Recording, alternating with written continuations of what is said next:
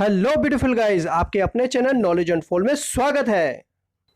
Hey guys, जैसा कि हम देख पा रहे हैं हमारे थंबनेल में कि आज हम ओटीपी की जो प्रॉब्लम आती है ई वे बिल में उसको किस तरीके से सॉल्व कर पाएंगे गवर्नमेंट की खुद की डेडिकेटेड वेबसाइट के थ्रू, जो कि सीबीआईसी जीएसटी की है।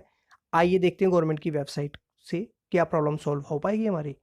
जैसा कि हम देख पा रहे हैं सीबीएसई जीएसटी की हमने साइट खुली हुई है। इसमें सर्विसेज में जाएंगे और FAQs on e way bill system के क्लिक करेंगे। जैसे हम क्लिक करेंगे तो ऐसा कुछ पेज खुलकर आएगा।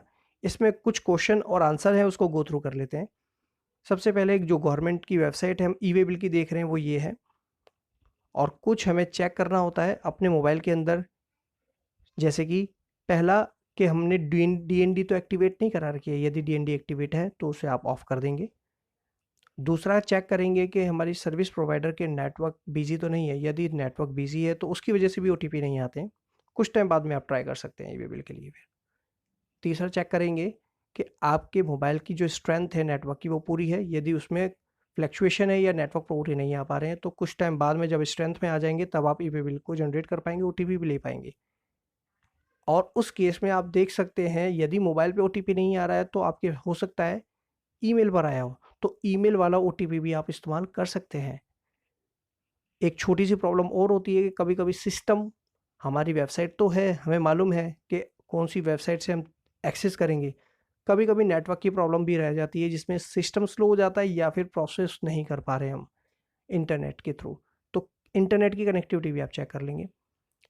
तीसरी प्रॉब्लम या चौथी प्रॉब्लम आप ये देखेंगे कि हमारे पास में ये आती है कि यदि हम अपनी ई वे बिल की वेबसाइट तो हमारे पास में है, क्या ब्राउज़र हमारे पास में कंपैटिबल है या नहीं है, ये हमारे पास कन्फ्यूजन रहता है।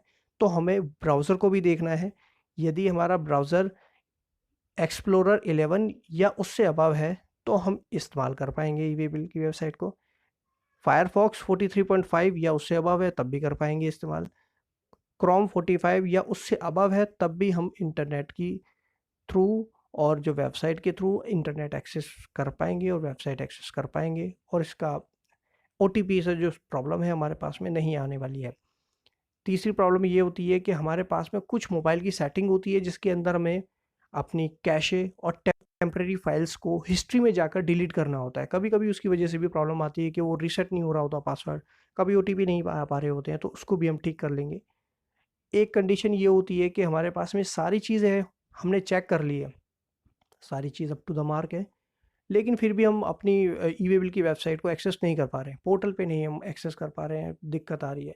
उस केस में हम देख सकते हैं कि हो सकता है गवर्नमेंट की खुद की जो वेबसाइट है, जैसा ये ई वे बिल का आप इंटरफेस देख पा रहे हैं, हो सकता है ये पूरी तरीके से अंडर मेंटेनेंस हो, अपडेशन पे गया हो, तो इसकी वजह से भी आप ई वे बिल को इस्तेमाल नहीं कर पाएंगे, ओटीपी नहीं आ पाता है, वेबसाइट में प्रॉब्लम आती है।